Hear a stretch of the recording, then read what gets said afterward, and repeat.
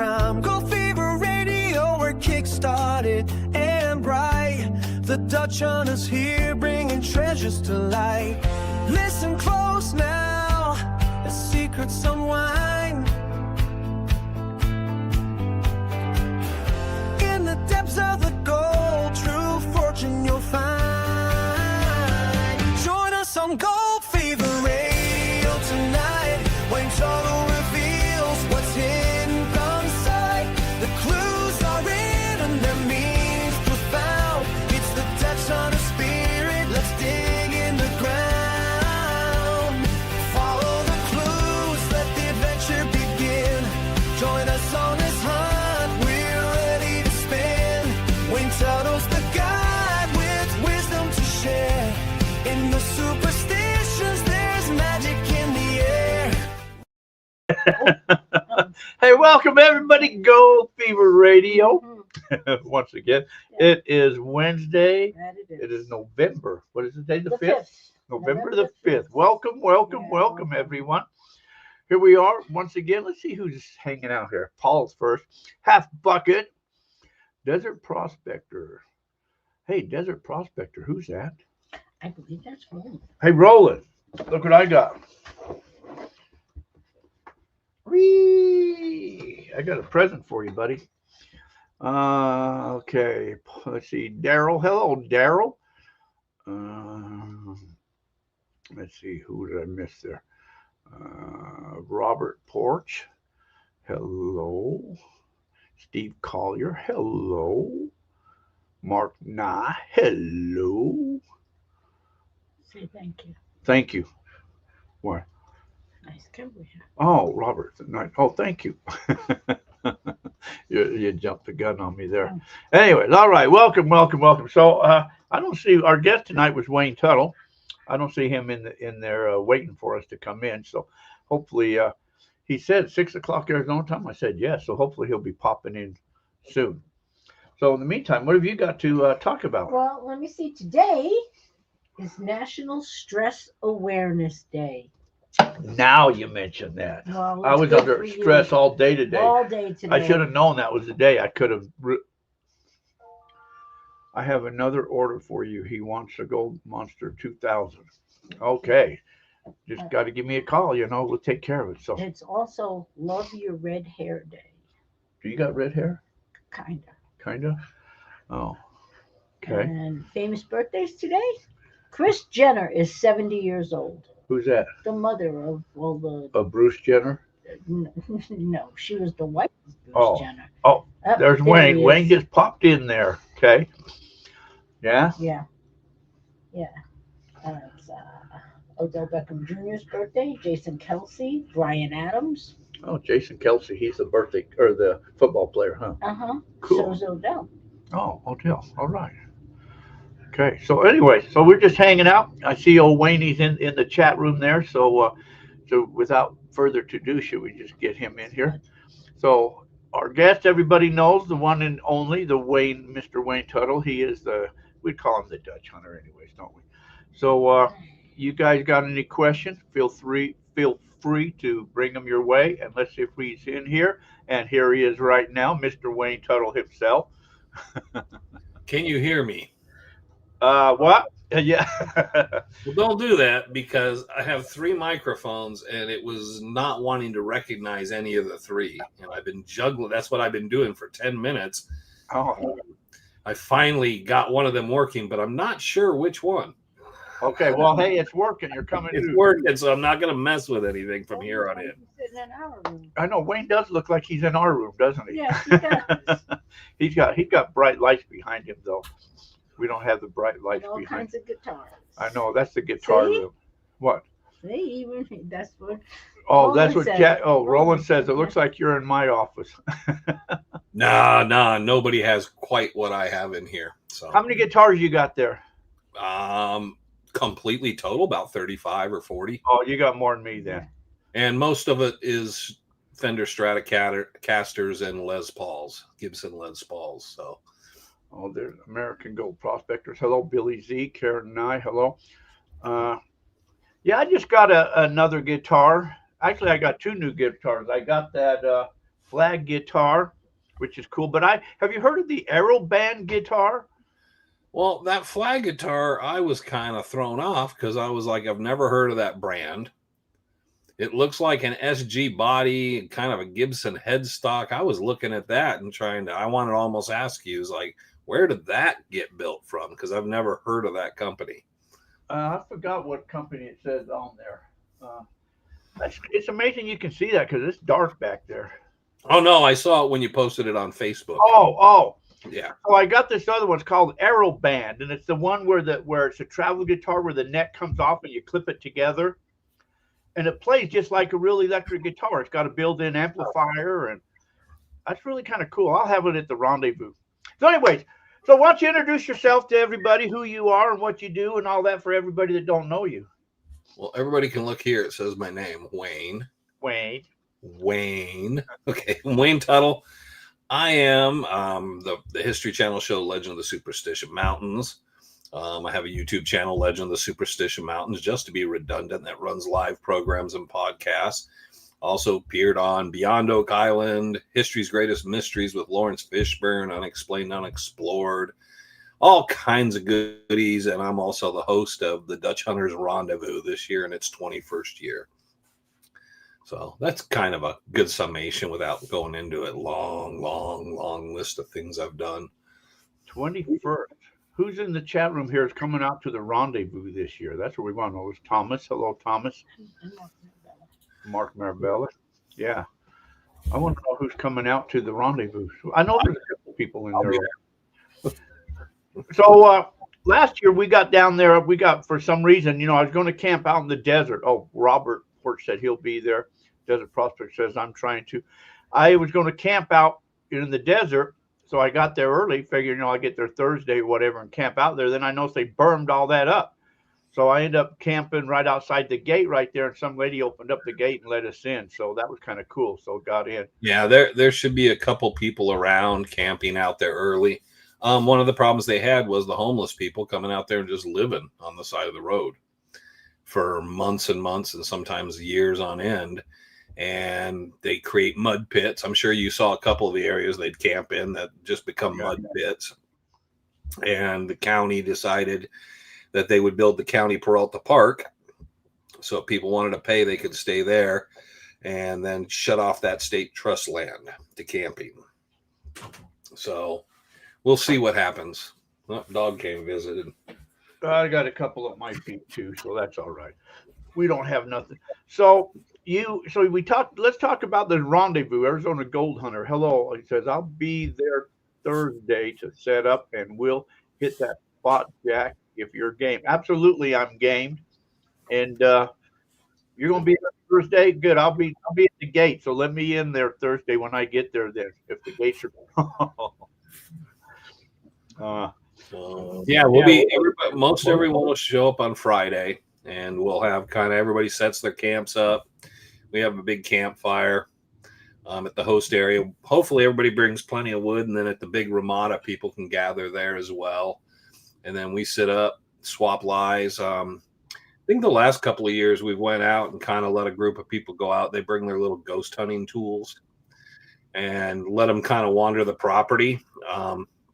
It's an interesting place because you got to figure they've been holding rendezvous out in that area since 1935. And there's a lot of people's ashes been spread out there. It was a Hohokam crematory burial ground just north of there. And there's a lot of history in that area. So we did that. I think, Jack, you hung around a bit of that. And so we do kind of that. But Saturday's the big day. 7 a.m. we'll kick off. 7:30 we'll head up Cardiac Trail up into Barks Canyon. Rick Gwynn said there was some inscriptions on a rock that no one knows where they're located. So we're going to look at some other inscriptions we know where they're at, but we're going to try to find that one. It's about an hour or so to hike in. And it's, the first part is the roughest, going up Cardiac the first half hour or so, but the rest of the hike is nice. And then around 10 a.m., Woody Wampler will be doing a prospecting class in the big Ramada. We have a big trough out there, and he'll be working with people. Around 11, the Tono National Forest will be out. They do a presentation. Last year they did kind of general stuff on the Tonto National Forest, archaeology in the Tonto National Forest, and then they had a geologist. John Wayne Galloway, I can't remember exactly what he wanted to talk about, but he was going to come out and talk. We usually break lunch, and after lunch and kind of have there'll be few people that want to step up and tell some stories. And then around 4:30, we'll start the dinner service, which is you can have a hot dog, you can have chili, you can have a chili dog. So you can put it together how you want. And then as that's going on, we will set up, if weather is permitting, we'll be in the amphitheater. If not, we'll be in the big Ramada. We'll set up in there. And that's when we'll have the big Saturday night program, which we have a number of different people. Jason Fritsch, who was on your show with his book. Glenn Rogers, who has a book out. It's 10 Reasons It's Not in the Superstitions, will be speaking. I'm trying to remember her last name, and I'm sure I'll butcher it. But it's Vanessa Luzito or something. She's from Oak Island. She's the girl from Rock. She'll be out to talk for a bit. And then another individual that I heard a number of years ago, and I'm hoping he'll make it. If he will, it'll be very, very interesting to everyone who thinks they know what they're talking about. He's a geologist, and he's an exploratory geologist. And he'll be out to talk about the superstitions. He was a friend of Tom Columborn's. Plus, we have other people in between, little things here and there. We're hoping to have search and rescue and a couple other things briefly. So it'll be a nice evening program. A little of everything for everyone. We try to keep it interesting. No more of the 2.5-hour lectures. It'll be shorter. People go through. And then we have our big raffle at the end of the evening and everything. But should be a good time. And then after that's done, we break, we head back to the campfires, and we sit around, whether you want to be in the big Ramada or you want to be down in the host camp, my camp, with the campfire. You're just, everybody's more than welcome, and we sit around and talk, sometimes till 2, 3 in the morning. I don't think you've sat up with us, Jack. No. The first year I stayed right there at the bottom, and man, I went to bed, or not to bed, but yeah, I heard you guys talking all night long. Last year I was up above. I kind of liked it up above to look down on the amphitheater. I thought that was kind of a cool spot. Yeah, Salvador Delgadillo will sit there and talk till the sun comes up. Is he coming out? Do you know? Yeah, Sal will be there. Oh, it was funny because I finally gave up and I told Sal I got to go to bed. It's just the two of us sitting at the campfire. Sal, I got to go to bed. So I went to go to bed, and I go to get in the tent, and then I see he just takes a blanket, throws it over his head while he's sitting in the chair. And that was it. He went to sleep like that. I went in the tent. When I got up in the morning, I got up, and there was Sal sitting there before the sun came up with the blanket still over his head. yeah. Said, good morning, Sal. And he pulled the blanket off and said, good morning. So kind of an unusual day. What are the dates on that? 14th, 15th, and 16th. Not this weekend, the next weekend, the following one. A week from. And so anybody coming out, should they, you mentioned something about wood. Anything really people should really kind of bring out there, or besides money for the raffles? And bring some food, bring yourself some water, because there's no water. There's no electricity. We do have bathrooms. There's a women's and men's bathroom, but we will share the men's bathroom because it's elevated and an easier spot to access. But no, it's just, bring wood if you can and just come out and have a good time. We don't try to put anything on anyone or require anything of anybody. That was the whole idea. It wasn't about making money. If we made some money, we just donate it. After we cover some of the costs, but the whole idea behind it was to bring people out. I don't think pallets will fit in any of the fire pits, Robert. The Ramada fire pit is only, what would you say, Jack? Maybe 3 by 3, 3.5 by 3.5. What if you break them? Can you break them down? If you break them down, if you break them down, but then you got to be careful of the nails. All the nails, yeah, because people drive. I'll have my quad. Remember, it is the Tonto National Forest in a wilderness area. We're just very privileged to be in there. The Dons of Arizona hold that site, but yeah, it's just generally, I bring 3 or 4 bundles of wood, and if every second or third person brings a bundle of wood, it takes a while to go through all that wood. Okay, so Arizona Gold Hunter, is this what's his name? It's Larry. Larry, yeah, okay. Oh, he's not like Batman no more. Yeah, okay. We just revealed Batman to be Bruce Wayne. Yeah. Yeah, you'll break me in all right there. We definitely got to go back to that spot again. I want to check that out. That's interesting. And I know there's a couple other people that are coming down for this here thing. So it'll be some new people coming in. Yeah, it's always a pretty good crowd. There's always new people. There's some people that won't come out and all. And I don't like to say who's going to be there because, for years, Tom Collenborn wouldn't come out. Then he started coming out because we don't advertise who's going to be there. Just people show up and then we sit and hang around. And I told people, now some of these people are no longer with us, but there was a time you could sit around a campfire with Tom Collenborn and Bob Corbin and Clay Wurst, and all of us would be sitting around the campfire just talking late at night. And that's kind of a unique thing. So I always think about, you don't know who will be there. There's always people that you don't know who they are. One of the most interesting people out there, and I don't know how late he'll stay, is Brian Lichtman, who's been in the mountains since the early 60s. And the first time I met him in person, there was a whole crowd of people sitting around a fire and they're all drinking and all this. And there was this guy sitting off in the dark on a chair by himself. And I walked over and I was having a cigarette, so I figured I'd stay out of the way. I went over and I introduced myself, and he says, "I'm Brian Lichtman." He'd been back in the mountains in the 60s with Chuck Ayler. He'd been back there with Crazy Jake. He'd been back there with Al Morrow and camped in the mountains, spent months in the mountains at a time. He had to be rescued out once when he took a spill up on Squaw up by Peters Mesa and broke both of his ankles. Wow. And lived off a little puddle of water in the canyon till they finally rescued. Amazing individual, but nobody knew who he was. Just some guy sitting in the corner. Hi. So Robert said he'll bring some wood. Do you need any help? No, if I can't fit it in my truck, it won't be there. That's how I play it. I just I took the trough and a couple things down and locked them up, but people unfortunately like to vandalize and try to break into things at the Don's camp. So you don't want to put anything of value down there. Try to even lock it up. They tried to blow through a concrete wall this last time to get in a bunker that has nothing that valuable in it. Then they cut the weld seams, broke the locks, and they got in and stole a cooler. Wow. And it's just like they caused more from the damage of the vandalism getting in than what they took. And so you're hesitant to get down there and put too much stuff. So I just figured what I can load up. And I got a truck, and there's nobody in the truck with me, so I can pretty much fill it all the way up. Okay. Let's see, who did I see coming? Randy Treasure Adventures. Hello. I will do that there, Larry. I'll bring the 2000.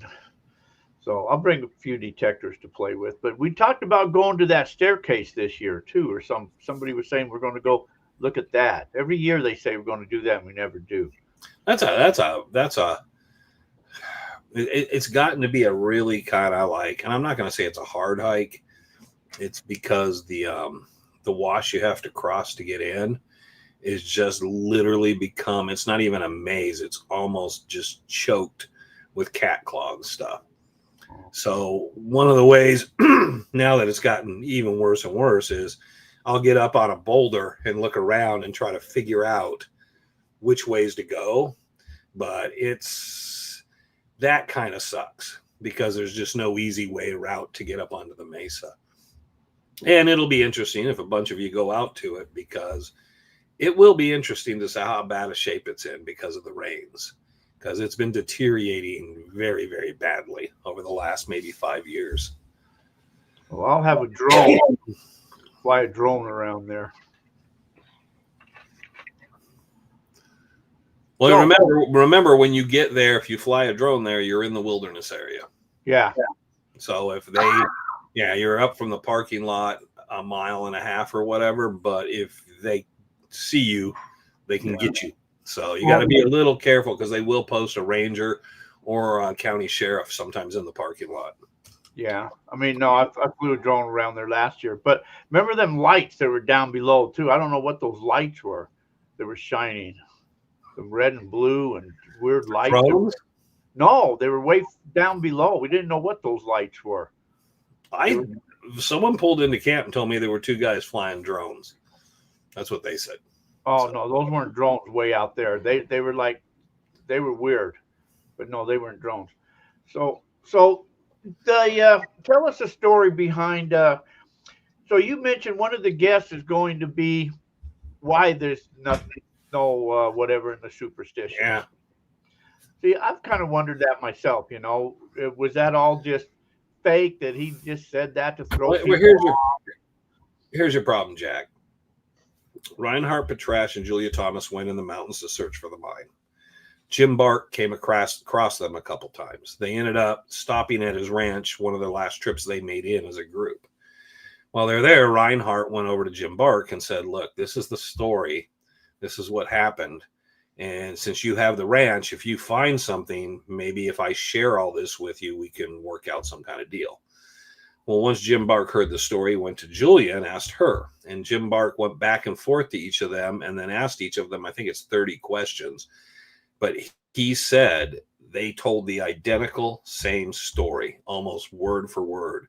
They just lived it. They told it to him straightforward. He said there was no ands, ifs, or buts about it. And the important part of this is both of them opened the story with saying they first heard of the mine, that Waltz, on December 25th, before the year of the flood. He is sitting at his place with them. They had a picnic lunch on Christmas Day.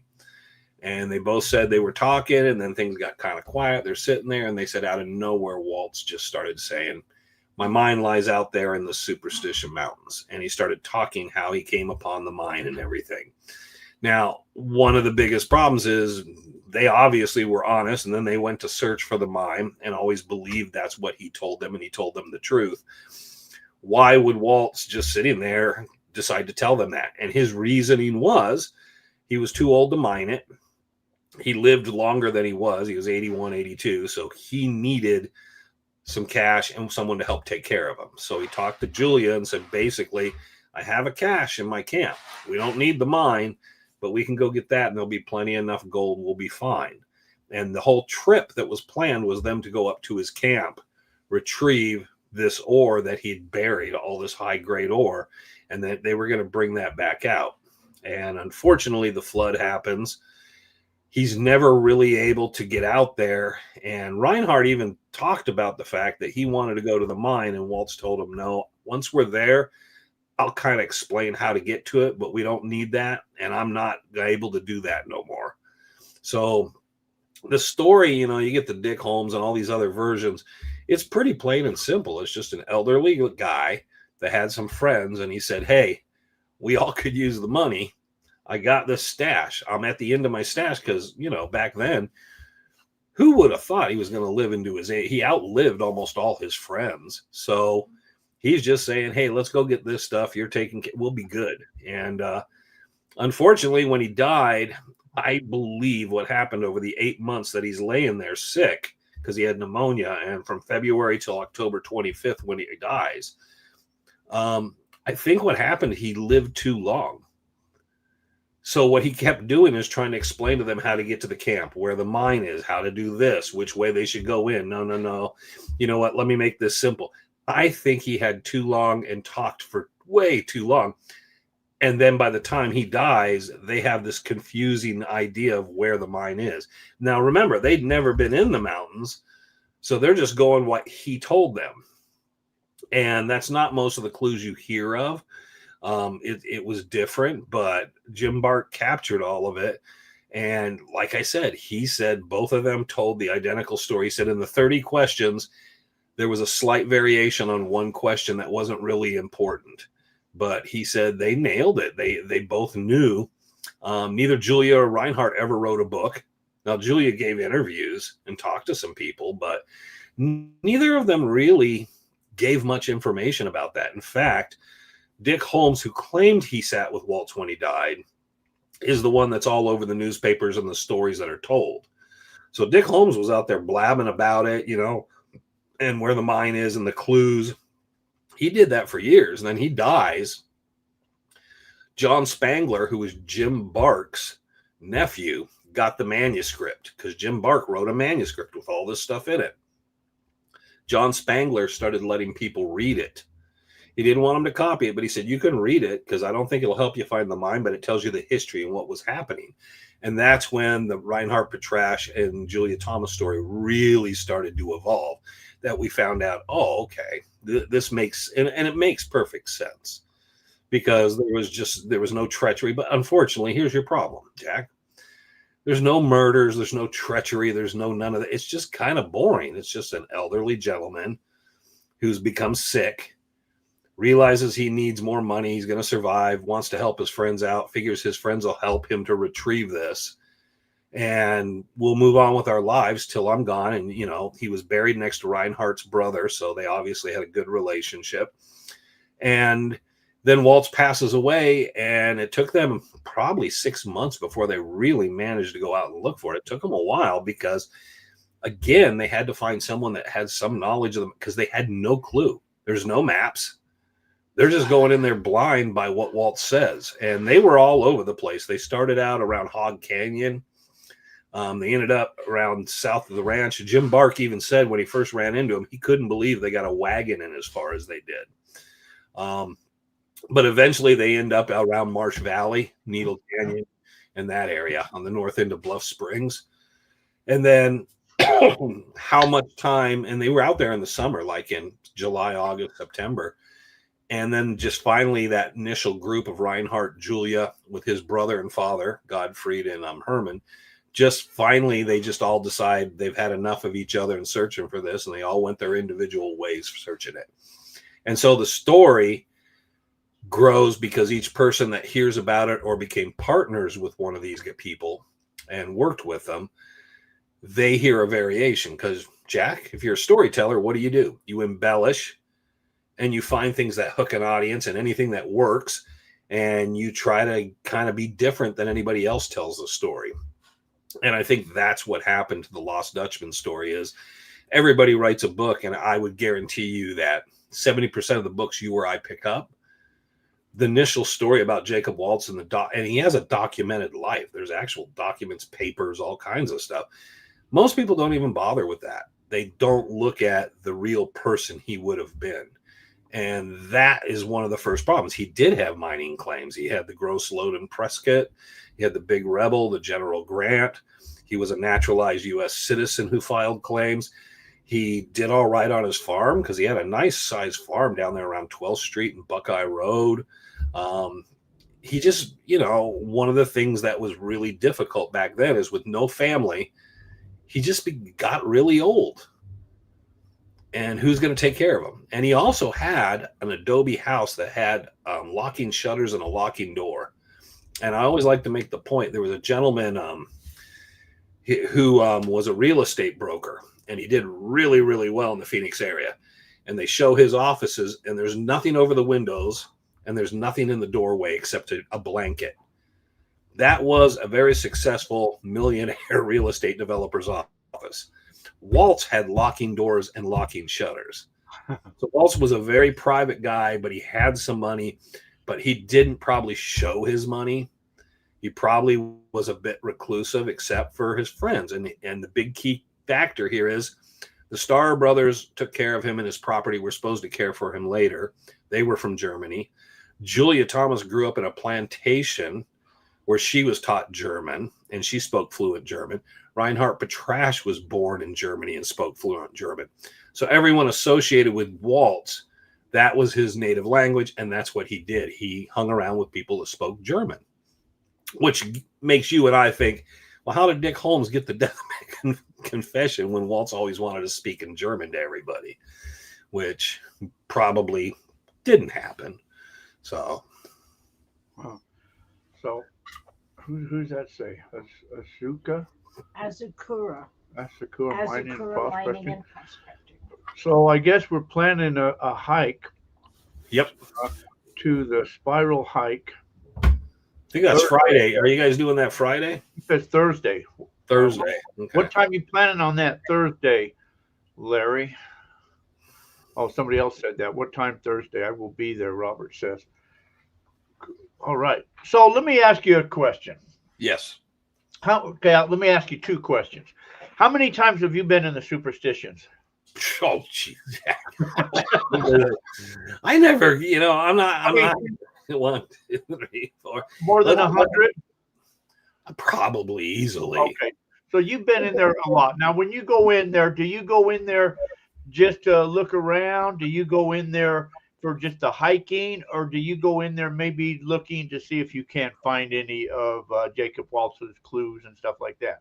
I go in the mountains, and every time I go in the mountains, I usually have some loose plan in my head, but I don't hike. I walk. So I just walk around in the mountains. I'll take a trail to a certain area and then just walk around in the mountains. I love the history. I liked the thing that got me going back in the 70s when I was younger was I'd read a book and I wanted to go to the place that these guys were. I wanted to stand there and look at where they dug and what they did and see this and get the perspective of what I was seeing in the book, which is very, very cool. So as I continued to do that and became more knowledgeable, I kept doing it different areas of the mountains. So there's times I want to check something specific out. There's something I've read about or in research, learned about, and I want to see what those guys were up to. Because sometimes your best way to find any success in life is look at other people's failures and where you think they might have went wrong. So there'll be so many different, and there's plenty of times, Jack, I've walked in the mountains and start going down a trail, and then I just detour and just go a different direction. It just feels like, well, you know what I need to do? I need to do this. Dog's excited. Someone's about to open the back door. He's missing some brains. But so every trip can be different. And I always, Frank used to complain when we were down in Fish Creek all the time. Where are we going?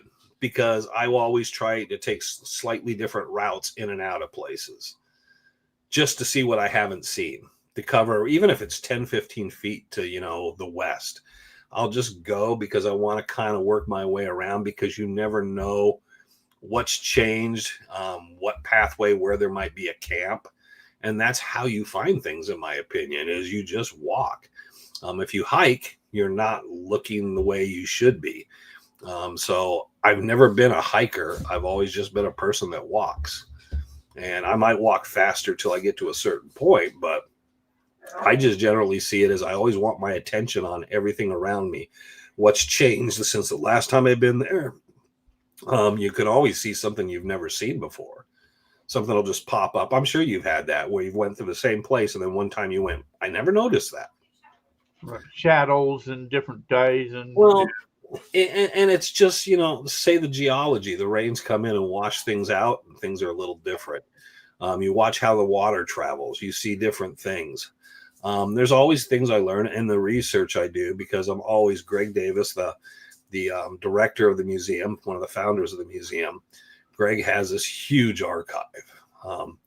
So in the archive, what I'll do is go through newspaper stories in the late 1800s, early 1900s, and find places and things and news articles about where people, it's amazing where you will sit and think, well, there was no gold here.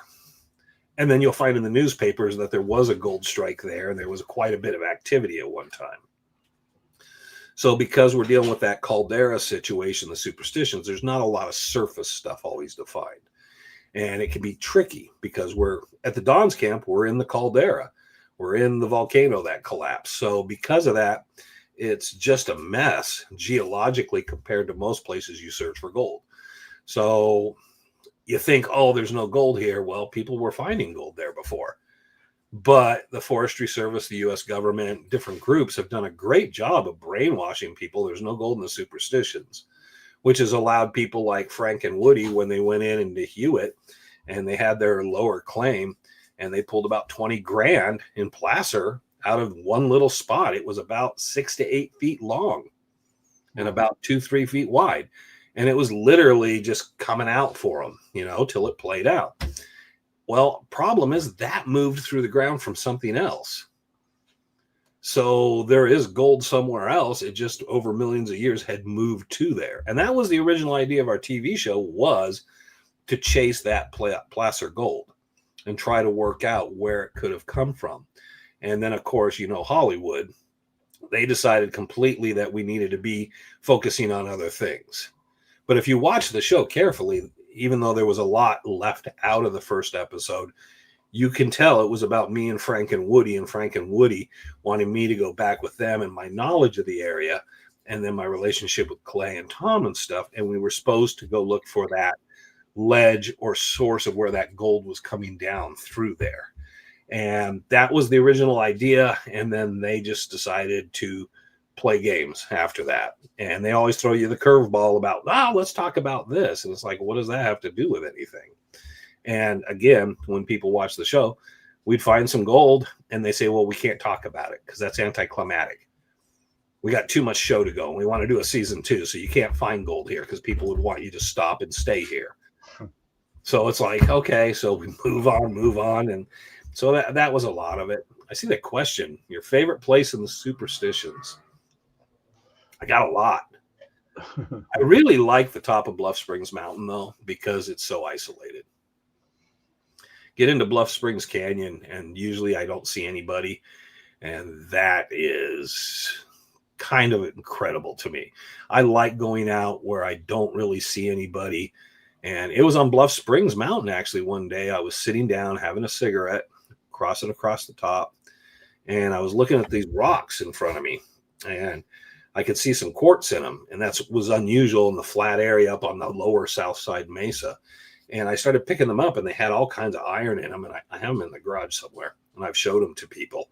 And I realized it looked like ore, really kind of decent ore, had some gold in it, but it looked like it had been hand cobbed and broke down.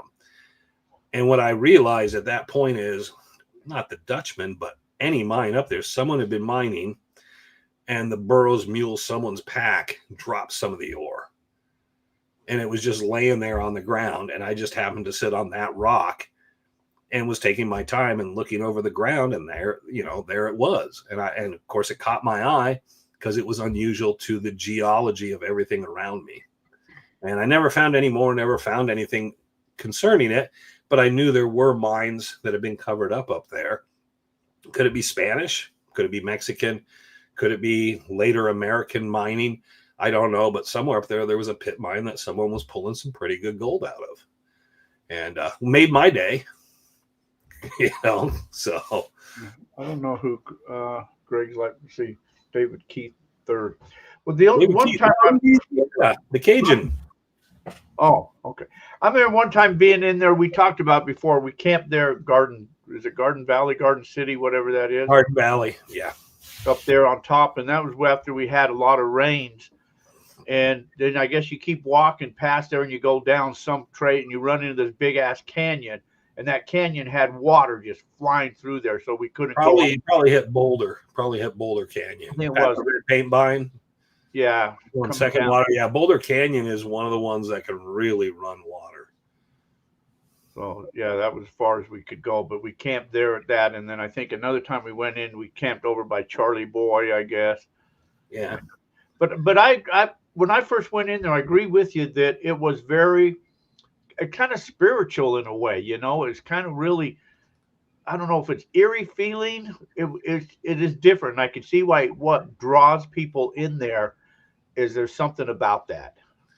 I think what it is there's you're isolated in the mountains.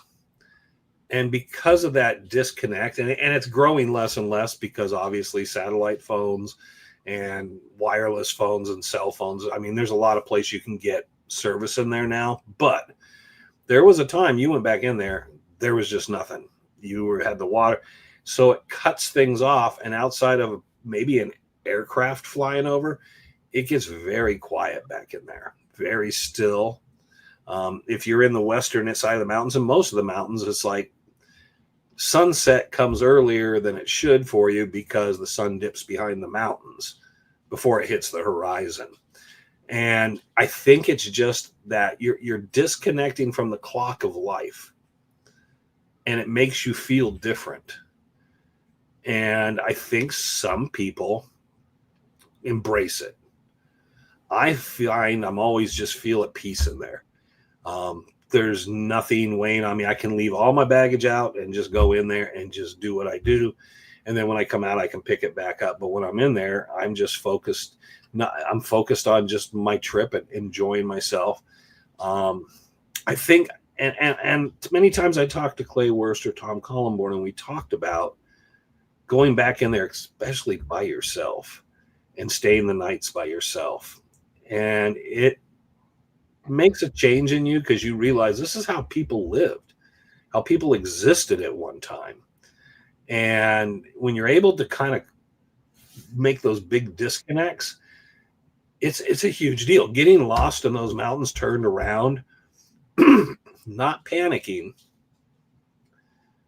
but being able to kind of just sit down, sort yourself out, and compose yourself. That's what life was at one time. And we're talking not just 100, 200 years ago, but thousands of years ago, 200,000 years ago. That was, people just existed in that. And I think that's part of it. Some people are very uncomfortable with it. They get spooked. Some people, it energizes them. They feel like there's a special energy to it. But I think it's just, I can't imagine, because of how I feel there, it's very relaxing. But for a lot of people, it's got to be so invigorating because they get back in the mountains and all that other stuff goes away. And you're just back there and you don't have your phone. You don't have anything else. You're just like totally immersed in where you're at. I think that's a lot what it is that immersion. There's plenty of places in the world to do it. Just for quite a few of us, it's the superstitions. And I don't associate anything paranormal or unusual to the mountains. I think there's odd things that happen back there, but I think whatever happens in those mountains is normal for those mountains. That's just what those mountains are. And I know that sounds weird, but if you're back there enough, I've spent, I don't know how many nights by myself back in there. And the only time I really was uneasy or scared was I scared myself because the bones in my neck were cracking and I thought someone was sneaking up on me. But other than that, I've always been fine. And once you do that and you start realizing if a mountain lion's going to get me, he's going to get me. So it doesn't really matter. So I might as well just go to sleep through the night. Oh, yeah, that's a good way. That is a relaxing thing when you realize that's just how you have to do it. And there's plenty of people that can't sleep. They're just like, I got to stay up. And they got the flashlight up all night and putting wood on the fire. And I learned that it got to a point where I could just take a blanket and lean up on a boulder, cover myself in the blanket and just lay there without a tent if the weather was nice and just lay out there. And I slept fine because I just decided, you give it up. Say, hey, if something's going to happen, something's going to happen. And that's just what it is. And it's not whether anything wills it or whatnot. It's just you're there. Just exist. And that's the nice thing. It's probably what you feel, Jack, is you get in there and that little part of you just exists suddenly. Where in normal society, you can't just exist. There's so much pulling at you, so many radio waves, microwave shit flying around. You're suddenly in a spot where you just exist. You're part of everything. You're not the center of your own little universe. And that's a good thing for everybody. No, I think it is that quietness that is just kind of that eerie feeling. It's just desolate, and it's just and all the awe that you hear about, for years and years, and people disappearing. So Mike B, hello. Now, okay. I've heard stories about like little people in there running around and all. Is there any truth to this, or do you think this? Okay, I'm gonna. All right. And I'm the wrong person to ask this stuff. You were out ghost hunting with me, Jack.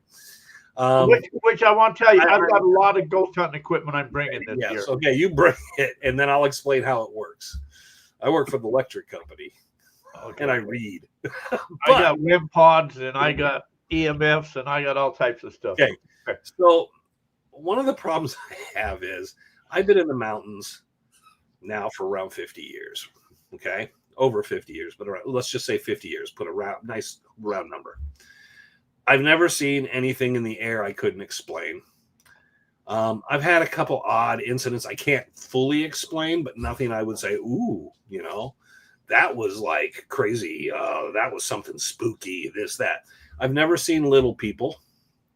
I found bare footprints in the middle of nowhere in the mountains, which is weird to me. And Frank blew it off. And I said, no, you guys want to talk about cryptids and Bigfoot. Some guy in a cat claw was up on this ridge with small feet running in his bare feet down this little weird game trail. That's weird to me. Now, I can't tell you how tall he was or whatever, but I just know we filmed it because I was like, totally like, I would never dare take off my shoes and run down that path. And so there are odd things you see, but I like to say, and every year we do stories about different things. Some of them are in the superstitions. People don't have the same experiences in the mountains. I've talked to a lot of people, and they're always very different. And that's what makes it really odd out there is I don't know if it's psychological, what happens. I've had experiences and watched other people have experiences. And like I had the one buddy, we're coming out Needle Canyon up into the area, come out Cardiac. And I watched him ahead of me walking, and he kept meeting this guy in our camp when he was sitting in camp. And then he walked out with him. But I have pictures. He's by himself. But I can see him talking to the imaginary guy. And so is it a mental lapse? Is it psychological? What is it? Is there something there? All I can tell you, he didn't want to talk about it afterwards because I told him and showed him the picture, said there was nobody there. Now, you can hear things that aren't there. You can see things. You don't have to take drugs to hallucinate because people get dehydrated and stuff and see things. And so there's so many possibilities of what can happen that can transpire. So I always look at it as people are their own worst enemy in the mountains. And I look at things and judge it by my own experience and say, yes, there's 2 or 3 things I can't explain. I have no explanation. Like the one guy, I think psychologically, he was a bit of an oddball. I think there was something with him. And I think he was a little lost because why would you go back in the mountains and the whole time? And he kept quitting on me, going back to camp and sitting by himself. And then he wandered out when we were leaving. He was probably 20, 30 yards ahead of me all the time. Why did he want that ISIL? It was just something weird with him. But there are things that happen that you can't really explain. But there is no explanation for them. And that's the things that I find really interesting because it was like the cold fire story where you see something that looks like fire. It's blue and it's red and yellow, and you get over that area and then you find all the plants are wilted, but there's nothing burned. Like there was an extreme heat on the ground. No spaceship, no nothing else. It's just an area that is just wilted. What is that? Is it a vent? Is there a natural explanation? What is it? Those stories fascinate me because weird, isolated things like that happen in the mountains. And the lady that told me, what was it, a green or orange triangle? She's coming down Peralta. And her and her boyfriend are walking along, and there's this pyramid, like rounded top pyramid thing floating off the ground that they could see through that was glowing green or orange. And I talked to her a number of times, and she said, I never talked about it. I'll try to get you his number and have him talk about it. But she said, we couldn't figure out what it is. And she said, I wanted to put my hand in it, and he grabbed me and pulled me away because she said, I was fascinated because it was like glowing light. And I wanted to put my hand in it to see what it was. She said, didn't feel fear or anything. And there are organic explanations because you could say it wasn't quite the perfect pyramid, but their perception in the moment made it something more than it was because it was probably 30, 40 seconds, they're gone out of there. So it's not like they sat there for an hour staring at it. And then the people that followed them 10, 15 minutes later never saw anything. So what was it? It wasn't spinning. It wasn't doing other things. What was that? Was it some sort of vapor, gas, something from the volcanic, deep down? It doesn't make sense. But what is that? It's not a ghost. Well, no, you know what? Jack, I hate to break the people's hearts. There's no UFO base in the superstition. No, I was going to say, lizard people either.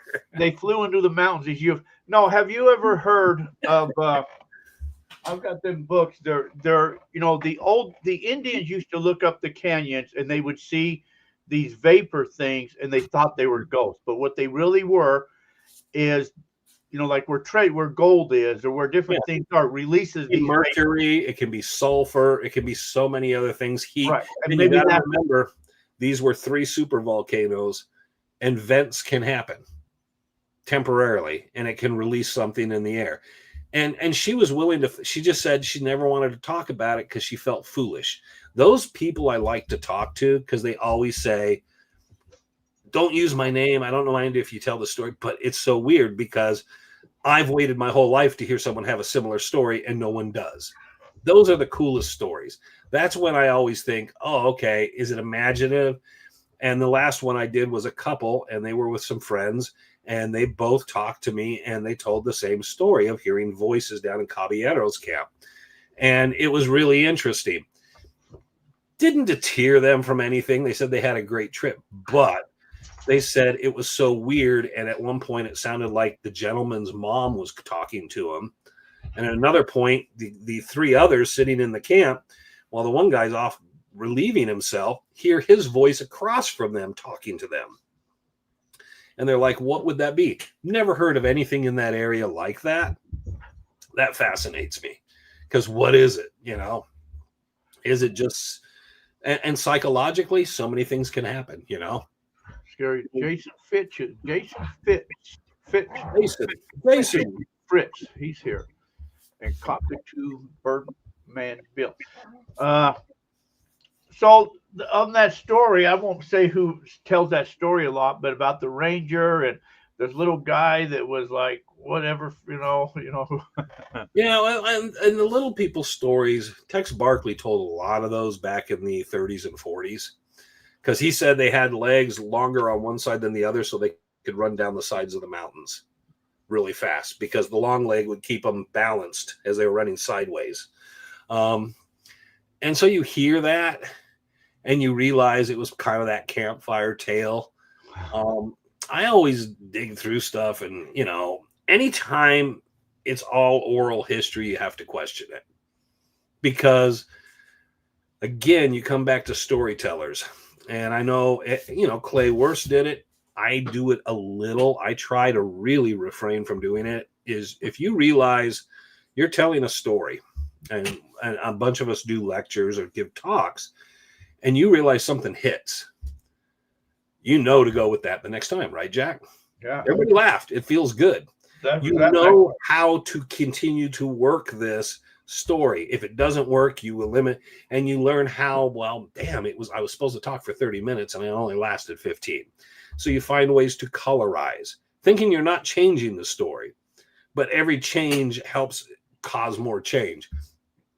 The problem with that is not urban, but the verbal type stories that are passed around for hundreds and hundreds of years. How much of that is really what was told or passed along, say something 300 years ago? How actually accurate is that? Because here's a problem. I think it was for a long time the Apaches wouldn't eat fish. And I was talking to someone once and I said, that's odd because they have a lot of fishing out in San Carlos and up in the White Mountains. And they said, well, they fish now. But the anthropologist explained to me there was probably a shaman or a chief that hated fish. And fish came taboo because he didn't want the wife or anybody cooking fish. He hated the smell of it. He didn't like it. Maybe he choked on a bone once. So fish become taboo because, they're this and this. It's not any relationship to a Mormon diet or a Jewish diet or anything else. It's just a particular person who makes the rules, makes rules. And that suddenly passes down. Well, who knows what that guy's talking about? That guy doesn't want you going down to that area. Maybe that's where he hooks up with his other buddy's wife. Don't go down there. That's where the ghost dancers come out at night and do this. And it becomes, don't go do that because he wants that spot to himself. Maybe it's a good fishing hole, and he doesn't want everybody to know he's eating fish.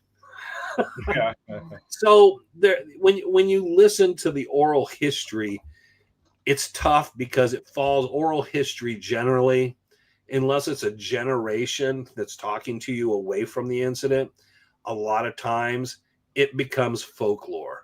And then by 2-3 generations, it's becoming almost myth. And look at the Dutchman story today compared to what you can actually, and I do a lecture at the museum this year, I'll do it. It's about the real Jacob Waltz. And it's a little disappointing, but at the same time, it's really interesting because people don't realize he's a real guy. We forget it's a real person that died and is buried in the ground, who had a real life. And Julia Thomas Reinhardt Patricia, they're all real people. And we kind of almost make a joke of how we change, embellish, and theorize, but we forget those are actual real people. And because they didn't have any family to carry on their lineage, everybody just, the filters were off. You could talk about, you can talk crap because you know what? It's not hurting anybody's feelings, right? They're dead. And so the urban myth and legends just keep building.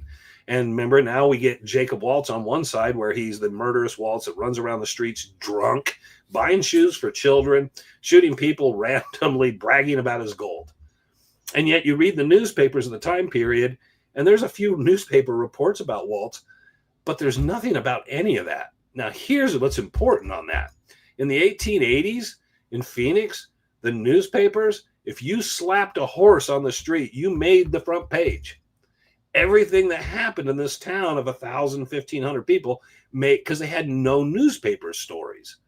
So everything made it. You spit on the sidewalk, you got in the paper. So you find all these weird little stories, yet somehow Jacob Waltz was pulling all this other stuff off, and none of it made the newspaper. Julia Thomas supposedly is out in front of her house or her store, depending on the story, you know, the oral story, she's throwing up powders and smokes and doing voodoo and charging people to meet Jacob Waltz. The only problem is it's not in a single newspaper, except the day he dies. They said he was buried with a blessing on his lips for Julia. That's an odd thing that they missed all this other stuff. So did they miss it? I don't think so. I think it just, as people went down, it's better storytelling. Me talking about Jack, I remember Jack Tucker. Oh, you couldn't trust him, man. That man would come up to you, be in the dark, man, with a knife behind you. You had to be careful with Jack. That's how far interesting better Jack Tucker than, oh, Jack Tucker used to come around and give me poker chips. It's like, but it's a better story. So I think there was a lot of that to it. So, and I always encourage people, read every book because you will figure it out, because there's certain things. But the Bark Notes, which we put up on our website, was important because we wanted people to see what Jim Bark met Julian Reinhardt. He knew who Waltz was. He was actually contemporary right there when it all happened. That's the only author that's in that position. Even Brownie Holmes, who takes and writes the manuscript, the Holmes manuscript, he was born after Waltz is dead. Jim Bark actually knew everybody. So when he was trying to tell stories about the superstitions and different treasures and different things that happened, he was contemporary with the situation and he knew the people he was dealing with. So it's a great resource for people to look at and say, okay, you know, it makes more sense, because he was just trying to, what he called by the wheat and chaff, separating the wheat and chaff. He just wanted to tell the truth best he could. And it's not enticing. It's not exciting, but it's interesting. So, answer your question, Jack, because I don't even know what the question was. yeah, that's okay. Nobody. Billy Z, hello. So do you believe, you know, there's so many stories, there's been millions of people go into superstitions. Do you think that his mind has really ever been found, or do you think it's still someplace out there hidden? I think it's out there someplace hidden, and I've started to wonder if we've all made it incredibly more difficult than it is. One of the things I started exploring the possibilities of is Waltz told Julian Reinhardt in December, we're going to get a wagon together, because he had horses. So he told Reinhardt, you rent a wagon. Reinhardt said, I'll get some mining tools. Waltz said, we won't need the mining tools. We're just going to the camp to dig that stuff up. I have my tools up by my camp still. They're hidden. Okay. And we're going to go up there. And his whole thing is we're going to ride out in the wagon to where the wagon can't go any further. We'll get out of the wagon. Reinhardt, you'll carry a pack with some of our food and supplies. Julie and I will ride at the 2 horses up to my camp. Then we will return with the ore and we'll take the wagon back to town. Now, she has a business, so you know they're not going to be gone that long, do you, Jack? Because Reinhardt's her employee, so the owner is taking the employee with her. So they're going to shut the business down, which can't be bright. And Waltz is 80 years old, and it's a woman who's never been back in the mountains and a young man who's never been back in those mountains or mined. So he has to be looking at it from the perspective, okay, Julie and I have to ride because we can't walk up there. But how far is it? How far it really is it? And then that time, how far did the road go where they would stop and they would ride? I don't think they were back there for 2 or 3 days. I don't think they were out there for days on end. I think they literally might have very well been able to travel out, stop the wagon, get out, next morning get up, go up to the camp. They maybe had to stay a night in camp and then come back down. Maybe they were able to get it and come back down. I don't know. But I think it's a lot easier the way Waltz was trying to, because he kept acting frustrated of like, no, you don't understand. And he said, no prospector or cowboy will ever find my mine, which means no miners, no prospectors, no cowboys. Most people are never going to expect to find his mine where it was. So there's no dump. It's a pit that's covered over. It's going to be difficult. And I've never heard of someone actually uncovering that type of situation. In fact, the mines up in the old Silver Chief that was claimed to be the Lost Dutchman mine is also known as the Pit Mine. The problem with it is, go back and look at maps back into the 1920s, 1910s, 1900s. It's on the topo maps. So if it was well known enough, I find it hard to believe nobody made that connection for 100 years till someone else finally said, oh, that must be it. So what do I bring? Dry washers or detectors? You can bring a dry washer. The weather, who knows what's down in that area. I can point out a few places. It would be nice to see if someone gets any color. And detectors, I don't know what you'll find. I don't know what Robert said after that, because he said something about Jack. Oh, no, he just says bringing a detector. Okay. Yeah, swing action with Jack. Do you swing that way, Jack? Nah. Okay, he said it. Larry never answered the question, what time on Thursday was everybody meeting? He probably went to bed. He said it was up to you guys. Well, yeah, so is it like, well, if we're going hiking, you want to do it fairly early. I'm not leading that one. Okay. So if I go out there because of the situation and the deterioration and everything that happens, and anybody watched the last times I was out there when I filmed, I don't take many people with me when I go out there. It's usually Trevor or Frank, just a couple of us. And because I don't want to put anybody else at risk or anything. He's saying noonish. For all you people out there, noonish it is. We'll meet it. So, Larry, you're going to be there earlier to have the gates open so I can get in then? Thursday. Scott's going to be there. Scott's going to bring his guitar. And, Scott used to be in a band and everything. And he used to be in a band. Did you? Yeah. Scott used to play for Def Leppard or whoever it was in a band. So he's going to be there. So you guys are going to have some good jamming sessions. If I bring the guitar, if it's going to be damp weather, I'm not bringing the guitar. Well, hopefully it won't be. Yeah, I just don't.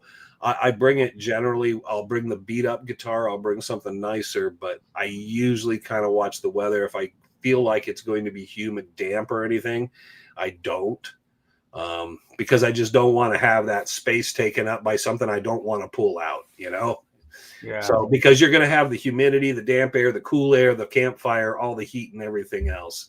And there's nothing like screwing something up, and definitely in the acoustic range, you can easily screw that up pretty much with the weather. So, well, what screwed? I've got a Martin that cracked because of the dryness. Yeah. Yeah.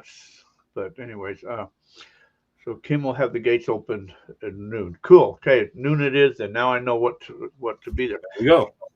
So going into what you're saying, so if you don't think his treasure was found, where do you think you said they took a wagon, and where do you think they went in? Like towards down by the Florence side, the first water, second water on the other side? Says it's on the western end of the mountains on the first canyon.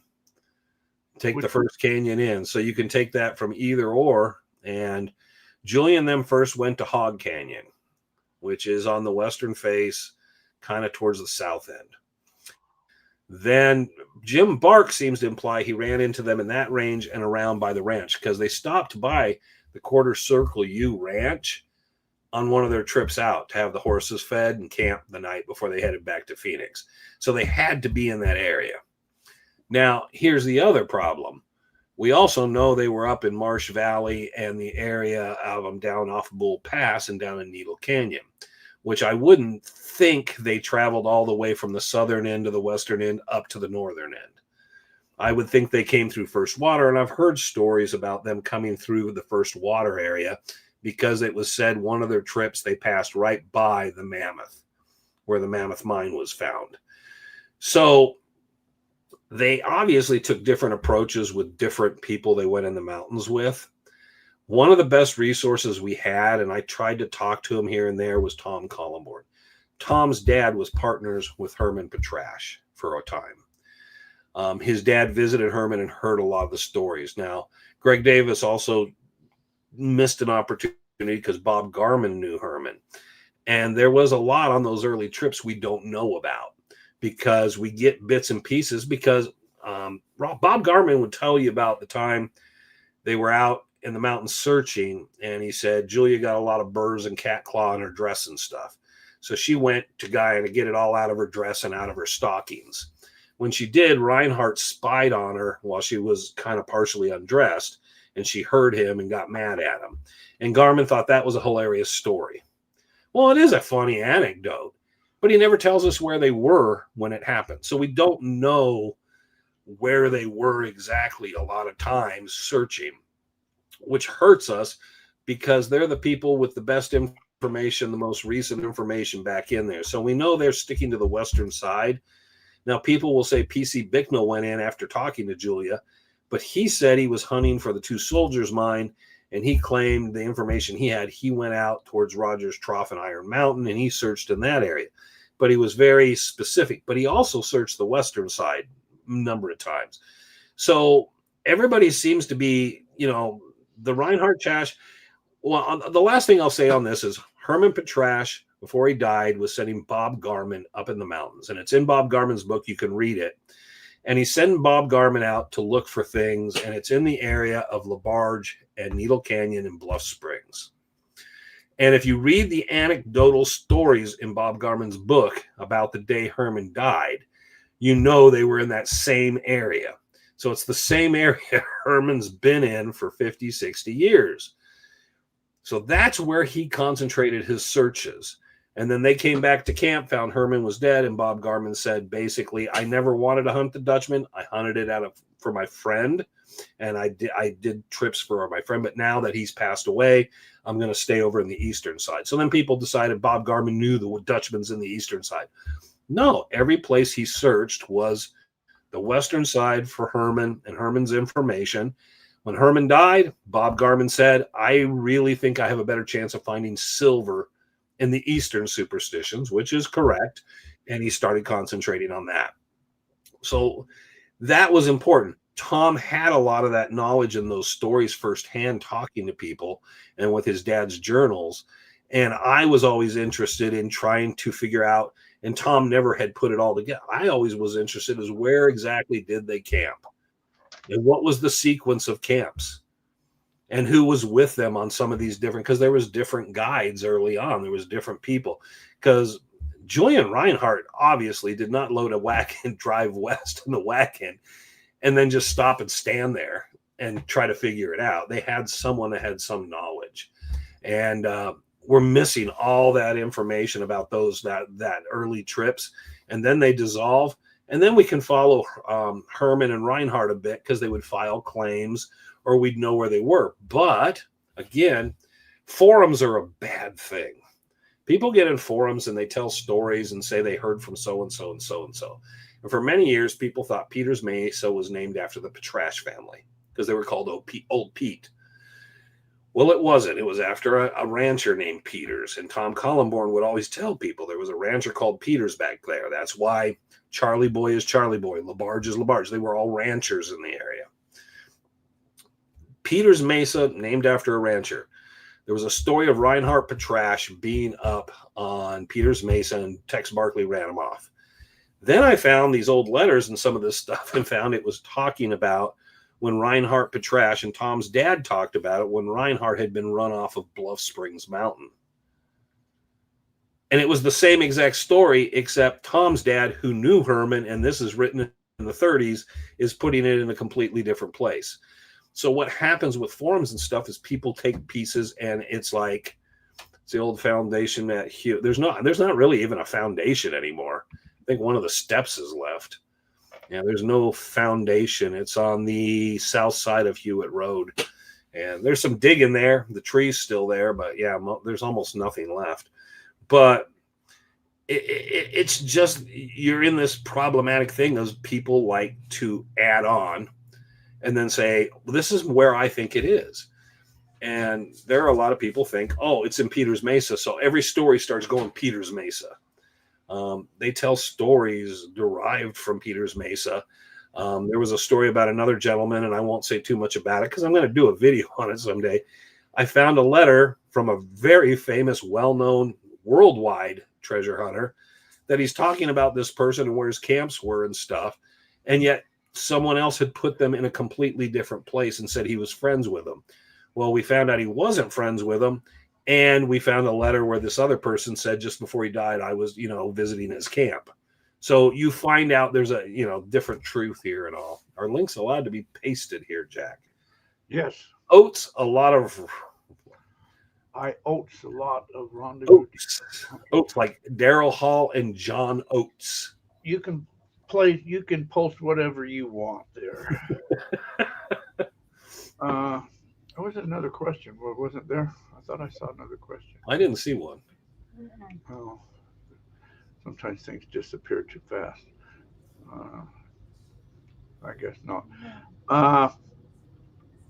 Okay, so we talked about the little people. We talked about. Well, it's hard to talk about the little people because they don't exist. Well, what's his name tells a really good story about those little people. Which one? Salvador? No, the one that camps up above on top. That's where I'm going to camp. You're talking about Campbell. Yes. Yeah. I don't even know what he's smoking, but I don't even know where his stories come from because I think he works on fiction at home. Yeah.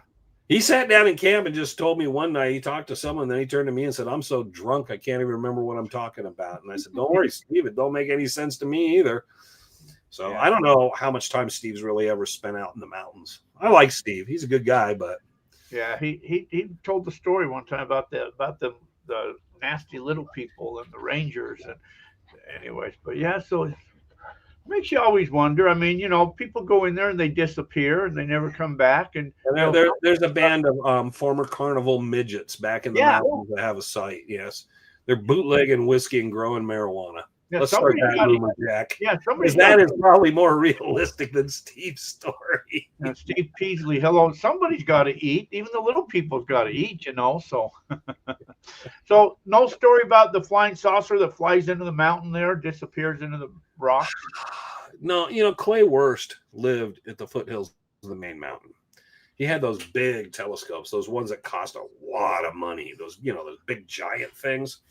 And he did it to look at the mountains. He loves watching the mountains, the hikers up on the mountains, watching the ridge. I once asked Jack or Clay, I said, did you ever see anything unusual in the mountain? Because I never have. And he said, no. So then I asked Greg Davis. Now, you know Greg, right? You've met Greg, I'm pretty sure. He's has the archives and all, camps up by the those tables with his Jeep. Anyways, Greg has quite a collection. Greg was a Navy pilot. A jet pilot, flew off of aircraft carriers. And then he worked as a cargo and commercial pilot the rest of his life. I think it's 25,000 or 30,000 or 35,000 flight hours, which is a pretty large amount. He spent most of his life flying. I asked him once, I said, have you ever seen anything military, civilian, anything at all that you could think of flying between here and California and Nevada and all these places and all? And Greg said no. He said, if you know what you're looking for, and he says, I was a trained Navy pilot, so I know what I'm looking at most of the time. I said, there's nothing that really you were ever curious or said, I can't identify it? Or he said, no. So you can believe what you want to believe. I always look at the mountains of, Tom Collenborn said he'd never seen anything really out there. Greg had never has. I haven't. So many of us are just like, we're like, I don't get it. What do you think you're seeing? And then there's the people that write books and they build up where there's an underground alien base and the military has a base there as well. And I'm like, I hate to break it to people. It's just not there. It's weird, but it's a business and it's marketed. I've taken the paranormal guys into the mountains. And it's the most disappointing thing is if you take someone deep in the mountains, you know what the first thing that happens, Jack, is unless it has a library in it, it's not going to work. Yeah, I need to because you lost all your ability for it to pick up stuff. I need to write a book. You need to write a book. I need to write a book. You know, I remember one time. Now this is true. I remember prospecting over by the Matazel Mountains, which is supposed to be very sacred, another withdrawn area. Go below Payson. It has a wilderness area. Yeah. So I was to meet a friend below Payson where we used to go. I think that was whatever that was called, where the bicycle shop was right there. But I'm camping right there waiting for him to come from Phoenix, and I'm overlooking the entire valley. I don't know what kind of ship it was, but there was this, I don't know if it was helicopter or plane, whatever, but there was this ship that stopped. And then the rays came down, how you see it like in movies where just the rays come down, like that. Then it went back up. Now, and I thought, what the hell was that? Now, when I tell people a story, I guess I could say, oh, I saw a cow in that ray, and this cow got sucked up into this plane. Jack, you're still young. That part of the story may come in someday. There's going to be some nurse by your bed in the rest home, and you're going to say, there was a cow, by the way. Yeah. But so I can understand weird stuff because I've seen some things, and the superstitions being, well, like we talked a long time ago when I first went in there, and there was all them pottery shards and those indents, those holes that we didn't know what they were, the indents. And the girl we were with, Marianne, was saying, oh, there's all these indents all over the area. And you told me later that's how they buried the Indians, straight up and down. And that's what caused in a kneeling position generally. But yeah, they would do them in a kneeling position facing east in some of those. And that's an interesting thing because on the southern end of the superstitions, there's the crematory. And there's this place on the western south side where there were olas with ashes. So they did cremate. Now, the Hohokam in southern Arizona would cremate more. In northern Arizona, they would do burials. And in the superstitions is a weird dividing place. So in Garden Valley, they would bury them upright, which is why you can find occasionally a bone or something on the ground where that little slight mound is, because it's slowly Arizona, everything comes to the surface in Arizona. It's not like back east where everything goes deeper. Arizona, things eventually work their way up. And then yet you get to the southern end and they seem to be more into cremations and so forth. So you have that same culture that's using different things. And that's always interesting. But I always, let's say the one thing I always tell people, I don't believe in the hoodoo voodoo, but I believe in being respectful. And you shouldn't mess with things that has to do. I don't want you messing with my dad or my mom or my grandparents. And I don't think you should mess with someone else's ancestor in any way. How you like that, Jack? I get drinks brought in. I was going to say, you I didn't got a working bar. Look at that. He must have telepathic things because he didn't even ask for a drink. And it just came in. But, no, Jack, my magic was texting on my phone. Drink, please. Oh, okay. Well, But you know, I think one thing for all people is if you pick something up, it's not anything spiritual. Just ask yourself, should I take that? And usually your moral guidance, ethics will tell you whether or not to take something or not, correct? You'll say, well, if I got to question it, why should I take that rock, you know? And if you don't hesitate to pick it up or think about it, it's probably fine.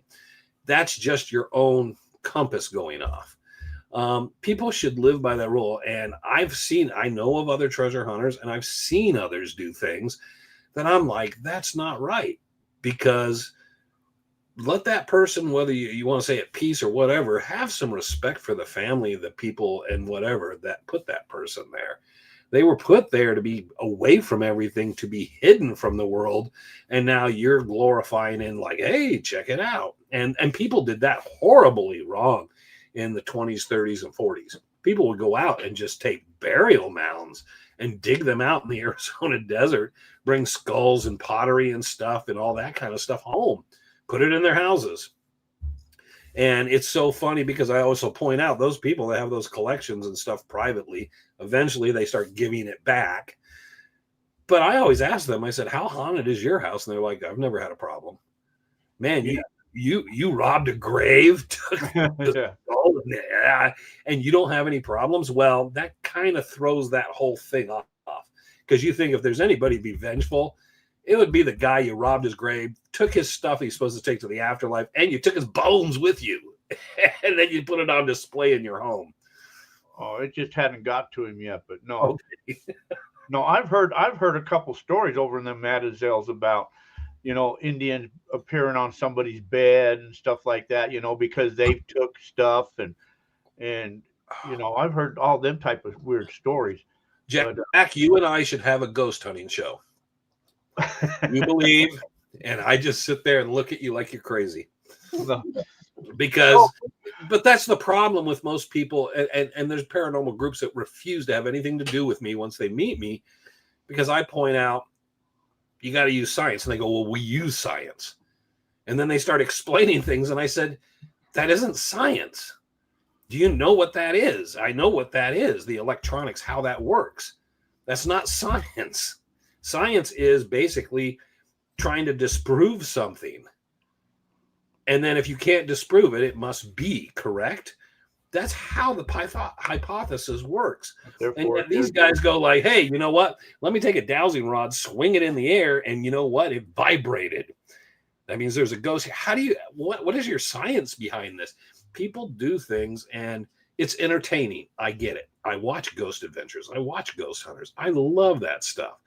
But I also watch it because I'm entertained and I laugh. Because I think it's funny. Because it's fun. It's people being scared in the dark where nothing's happening. And the thing they should be scared of is tetanus. And being bit by black widow spiders, because there's a lot worse there than a ghost. No, see, I can't even. I started watching that Ghost Hunters, and it became, you know, you can tell it's all staged and it's all just so. A lot of it was from the beginning, but that's Jack. Let me break something to you. On the Ouija board, which is made by Milton Bradley, yeah, it says for entertainment purposes. Yeah, it's a game. I wouldn't play with it. Okay, but my point being is, the TV show's done for an audience to be entertaining. Right. I get that. I'll watch because I'm entertained. There are shows I will not watch because they're boring. They're like eating sawdust. I will give something a try. I will always try to support any of the treasure hunting shows and stuff like that by watching, because the moment nobody's watching them, there won't be any more. Because if nobody's out there supporting any of them, well, who cares? So as dumb as it might be to say, oh, I'm over Oak Island, or I don't like this, or I don't like the Ghost Show, I don't like any of the reality TV series, Oak Island's so fake, Skinwalker Ranch is bullshit, Blind Frog Ranch is dumb. The problem is, then there's nothing. You know what we're left with? We're left with weird bios by A&E and stuff. And they're even got writers on that. That's the funniest thing. When they do a biography on someone, they have writers. So they're still doing the same thing. It's just they have a better story set for themselves. So it's entertainment, Jack. It's what the rendezvous is. It's why I go out with the ghost hunting guys. It's why I take them back in the mountains, because it's entertaining and I like to watch them. And there are people that are absolutely petrified of stuff. And I'm sitting there trying to figure out why they're so scared. You know, they should be scared of snakes and scorpions, but instead they're frightened of demons. And I'm like, why? Because that rattlesnake's going to get you quicker than that demon. I can guarantee you that. So we'll have to do some ghost hunting. We'll set up. We'll do a Friday night. We'll have to take a shits and giggles trip around the area. And I'll tell you, there's stuff. But I'm always going to say it's that you got to prove it, and it's got to make sense. It can't be like I said, the illogical things that happen. Well, Larry just appreciates us for the content we both provide. Because he's our friend. That doesn't really work, Larry. I'll cut your check later, Larry. Demon snakes. What about demon snakes? Yeah. Demon snakes. Well, that was what happened in the superstitions, and I won't name the group. We're in the mountains, and we're doing this thing, and we're back. You know, we're a couple miles in, and they're talking and calling out demons and stuff. And I said, "What are you doing?" And I said, "We're in an area where the Hohokam were. There might have been some ranchers later, and there's some history, but maybe some Apaches.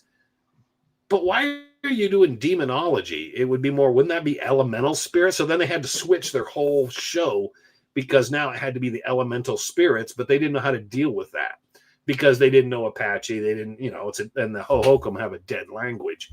So it was totally awkward because they were playing their normal game. And I said, that doesn't work. I mean, you should do logical, in my opinion. Why is there a Christian demon in the middle of the superstitions? And then why do they all seem to know how to manipulate electronics and computers? I haven't come up. Jack, you're gonna have to explain that one too. I don't know. I just remember my dad couldn't operate a cell phone. Was it last year we were walking around with you and Sal on the spirit box or whatever it was? Yeah. Was that what is that? Pennsylvania Patriot Prospector. Oh, hello. Was that last year? That was last year we did it too, yes. Okay. There was that spot I took you all to where it has a floating EMF ball. Do you remember that between the boulders? And it's been there for years. It's actually because of the mineralization and the area and the way it traps. And I wanted to show people is this can naturally, you can get a good EMF reading 2-3 feet off the ground, suspended in the air between this stuff. It's stagnant. It's always going to be there. It's been there for a long time. But I wanted people to understand is when you're using a tool like that, kind of look at it and look at the static of it and then look at the temperature and look at different things to see if you can figure out why the configuration is there. Because there's obviously no electricity there. It's just natural electromagnetic force in the area. The boulders aren't necessarily got iron, quartz, a lot of stuff in them. But that is a point of convergence. It's not paranormal. It's not new age. It's just a natural event. But everybody should look at it as, okay, that's pretty cool. There's nothing spooky about there, but it's kind of a cool spot. Let's just kind of look at it as, can anyone figure out what's causing the electromagnetic force? There has to be something in the area, right? You would think underground, there's a spring, there's something in the area that's causing this suspended area. It's not ghosts because obviously we got nothing to work there because we're behind all those boulders, except for the EMF meter, which will always work because that's what its purpose is. Oh, it's going to be fun. I see a lot of videos happening this trip in there. That's going to be good because Jerry. Remember when we were younger though, and the ghost pictures seemed really cool, but now we realize they were all kind of BS. But now we have such state of art technology and stuff, and there's still some of the dumb stuff out there that people don't realize we know that you can actually manipulate with AI and stuff. I mean, I don't know if you've ever seen it. They have the stuff where it's Mr. Rogers in a WWE wrestling doing promos, and it looks like him and it sounds like him. I mean, we're at that point. I know, scary. or the Yeah. guy painting, whatever his name is, the guy. Yeah. So we're in that culture area where it's going to be harder. I mean, you can just literally blur the reality. AI is going to kill us on that. Oh yeah. But people, I mean, come on. Let me and Jack go out. We'll solve it all between the That's two. right. I sold a metal detector to Donald Trump. That was on my page too. That's cool. That's cool. I wonder if he uses it on the White House grounds. I don't know. Actually, cool. You see him out there in his little red tie doing that. Robert said, "Do you know if Terry's coming out or not?" I do not know. I haven't talked to him. I usually talk to him here and there. It hasn't been that phone call period. So I probably will call him this week and just ask him. But again, here's something that's very important. When Jack said he's coming, we know certain people are coming. They volunteered it. I don't volunteer other than guest speakers who are going to be there. Who else says they're going to be there unless they post and tell people publicly? Because there's a lot of people that want to come and enjoy themselves, but they don't want to be like a circus animal.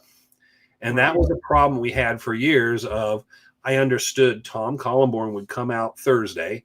He'd come out Friday. Once everybody got set up for Friday, he would go home because he didn't want to be with most of the crowd because there was always this stupid questions and answers and people argue dumb stuff. So we got Tom to come around by convincing people, just be cool. But we never would announced who would be there. And then I don't know if you ever, I don't know what when your first year was, but when Tom was coming out, he sometimes would come out. And then when we had the guest speakers, a lot of times he'd just sit down in my camp or somewhere and just sit down there with his dog. He wouldn't come up for that because he didn't want to be part of it or distracting and all. So, again, I can't say who won't be. I will check with some people because I want to kind of make sure I have this, space or someplace for them. So I hope Terry makes it. We haven't seen each other for a couple of years, so I'd like to see him again. He acted like he wasn't going to come when we were out there at the rendezvous out there at the Moon Lake. He has a big lake thing. Yeah. Moon Lake. So yeah, we were out there. There's a few. Is there fish in Moon Lake? Oh, I'm sure there probably is. It wasn't actually at Moon Lake. This year was actually in Duchesne. But so one thing I do know out there in the superstition or this rendezvous thing, it goes by so fast. It's just like you're just there and before you know it, everybody is leaving. And there's so much you want to do and you just don't get that chance to do all of that. And you think next year I'm going to do this or next year I want to do Imagine me. My time at the rendezvous is set up, buzz call, Sunday morning, get up and go home. Some years I can't tell you what happened because it's literally watch me Saturday night after the guest speakers are done and we're sitting around the fire. You will see the most relaxed person because all the tension's gone and I don't give a crap and I'm just going to look at the stars and sit back and listen to Salvador tell me stupid stories. I'm going to be happy as a clam. But the problem is it goes by so quick. And for me, it's because there's everybody asking me questions and I'm pulled in every direction. And I look forward to the year that someone else is running the rendezvous and I just come out and get to be that old geezer sitting somewhere and get to do my own thing and just hang out. Because the first couple I got to hang out, and ever since then, it's been literally a whirlwind. So I can tell you there's some that after Saturday night guest speakers, and I sat around the campfire, I just packed my stuff up while everybody went to bed, and I just went home. Because I just wanted to go home, take a shower, and go to bed. Because I was so burned out of the nonstop. I was like, why get another night out here sleeping? I might as well just go home at this point. Because the next day I got to run traffic again. I got to get up, hurry up and eat breakfast and run some more traffic. So last year everybody was telling me about I got to go to Wayne's famous chili. He makes this famous chili, man. It's such good taste and famous chili. Yeah. So I said, okay, that'd be cool. So I go in there and he's opening all these cans and dumping them in there. Hormel chili. No, Jack, you missed the secret. It's all different brands. Oh, that's Wayne's famous. So what I do is I mix all the brands together, the chili and then the chili with beans, and I mix them, and it's all those flavors of those different kinds of chili. So that's what really does it. I mean, can you imagine trying to do homemade chili out there? Well, that's what I heard. How clean that would be. And I went in there, and he's open can. I think, really? This is his homemade chili? Yeah. I never said it was homemade. I just said it was chili. No, the other people's telling me the story about Wayne's famous homemade chili. That started Joe Robato's mom's stew, and it was really good. And he made biscuits and stew. And then that was for about 3-4 years. And then Joe couldn't make it, or something was happening. Joe couldn't make it. So Randy Wright decided to do his famous goulash. And I said, "You sure?" And Randy said, "Yes, I used to cook." Randy did the goulash 1 year, and everybody turned to me and said, "Don't let Randy ever do goulash." Sorry, Randy. Yeah. So I came up with the idea, because I'm not a cook. So I thought, what's the best thing? I can get those big cans of chili, different brands, mix them together, and we can just have chili. That's simple. Buy some cheese, buy some biscuits, and it's all good. And that was the simple way to do that, to keep that alive, which was Joe Robato cooking up stew. So that's a tradition from the first rendezvous we've always kept up, is have some sort of food there for the people driving in and stuff. Anybody wants a snack, to do it till we run out. And it used to be, back in the old days, everybody that came in Saturday would bring food. So like Joe Robato, when he came in for Saturday nights, but he couldn't stay for the rendezvous, he would bring in like buckets of chicken for people and stuff. So everybody used to do that. And that was kind of like the whole thing. But yeah, we'll keep the chili going, you know. Oh, that's cool. If I hit the lottery or I hit the Dutchman, then we'll have steak 1 year. And that'll be my last rendezvous. I'll feed everybody steak, and then you guys can figure it out for yourselves after. Well, we heard Larry's already getting ready to take over for when you. Anyway, so we're going to let you go. We're going to go have dinner. We haven't had dinner yet. No. Oh, I ate before you. I know. Well, we were out, and we had to go out to Wickenburg, go get us another vehicle. So. What are you having for dinner? Yeah. Probably potatoes and pork loin. I had pork chops and stuffing. Oh, so I had a pretty good dinner. Yeah. I had a good dinner. Okay, so let me ask you, Wayne. Okay. Why don't you let's see, David Keith, can't wait to see everyone. Okay, we'll see you guys all out the Dutch Hunter. David Lacey. Yeah, we're looking forward to seeing you guys. That is next weekend, not this weekend, the following weekend. Rain or shine, hot or cold. It don't matter. We're mountain men. We'll do it. We'll be there. How can people get a hold of you? How can they follow you? Where are you all on Facebook, YouTube, all that type of stuff? What's all your channels and everything?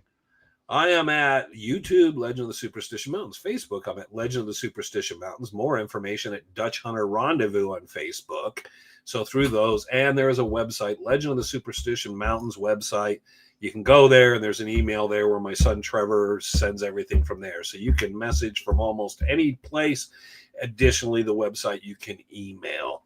And we generally try to follow up and get back to people. Even though, Jack, I don't know if you've ever run into this, but I get people that call me and I ask, how do you got my number? Strange person from another state that I've never heard of before. And you know what they tell me? It was difficult, but I figured it out. Yeah. Well, and that always scares me. It's on your number's on the internet, and I'm sure it's somewhere. Yeah. And I got business cards, so everybody has my number. So yeah. Everybody's got my number. I got Jack Tucker. Hey, I almost have a set. Yeah, I almost got a set, Jack. You're gonna have to give me, once I get enough of them, you're gonna have to buy me a carrying case for them. Yeah, there you go. I should bring some more. Because 1 year I would throw him in his tent, put him in his sleeping bag, put him in his pack. Oh, damn, I was finding him in the bed of my truck, in the side of my truck, in the cup holder. Like a week later, I was like, "What the hell, man?" I'd go. When I travel all over the country, I would just leave them in Walmart's, Ace Hardware's, all over the place. In Vegas, I left them on the the casinos. Anyway. You know what? There was a guy down by where I work, and what he was doing, and I ran into him once and talked to him. He was a rap artist, and he had this little 3-4 song rap CD back when people bought CDs. But what he did was, everywhere he went, he left them laying. So people would just pick him up and hear his rap. And in his rap, it also would give out his address and contact information. I thought the guy, for a homeless guy, was a wonderful marketing thing. He had his Obama phone. He could get phone calls and emails. And that was his way of marketing and getting off the streets, is he burned these little CDs, and that was his way of doing it, give it away for free. And lo and behold, he did disappear. So I would take it that something picked up for him. He wasn't bad either. What's long sleeve shirts? Are you doing T-shirts? We don't do T-shirts out there because we don't do that. Trevor's supposed to be working on the website, getting it all sorted out. Sure. There are long and short sleeves, gray and black, for Rendezvous and Legends. And Trevor is right now in Flagstaff, so I won't know or be able to take a look at it because he handles all that. That's his end of things. My end is this part where I show up and I talk, and then all the rest of it is Trevor. So. Oh, cool. I need a shirt. All right, Wayne, we'll let you go, buddy. All right. And we'll plan to see you next weekend. Not this weekend, the next following weekend. I'll be Yeah, out there. if you're coming out next weekend, you're just driving to my house because I'm going to be out there. No, But- I've got a 4.5-hour drive from here. So Okay. Wow. Man, it's not too bad for me, you know. yeah, you're in what, Surprise or somewhere out there? Yeah, but I'll be heading out early in the morning, so I'll hit the Peralta Road after about an hour and 10 minutes.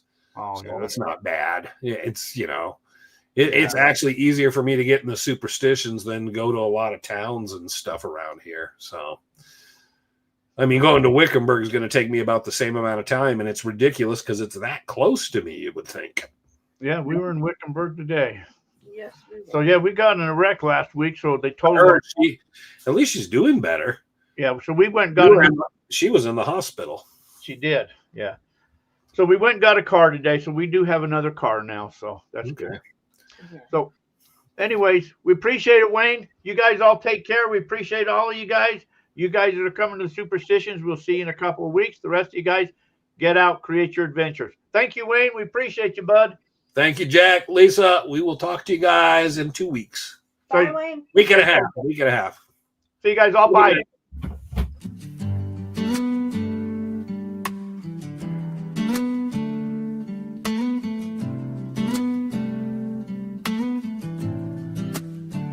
I've got a quest, the gold is calling me. From the sunlit deserts to the old pine trees, chasing down dreams with a shovel and a plan. Through Arizona's dust to the California sand. Let's raise our spirits, we're in this together.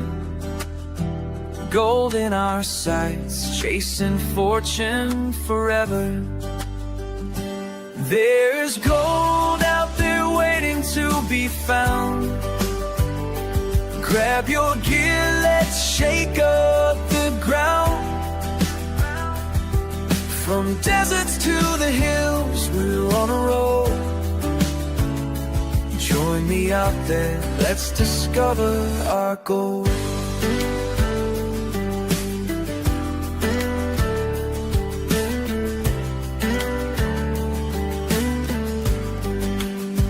I'm traveling far, from coast to coast. Alaska's chill to the Carolina boast. Every step I take with my heart full of fire, digging for treasures that I truly desire. Adventure awaits, can you feel the thrill? Join me in this quest, it's a dream to fulfill. There's gold out there waiting to be found. Grab your gear, let's shake up the ground. From deserts to the hills, we're on a roll. Join me out there, let's discover our goal. Come on, friend, let's make it bold. Together we'll find our treasure. Oh, so come on, friend, let's make it bold. Together we'll find our treasure of gold.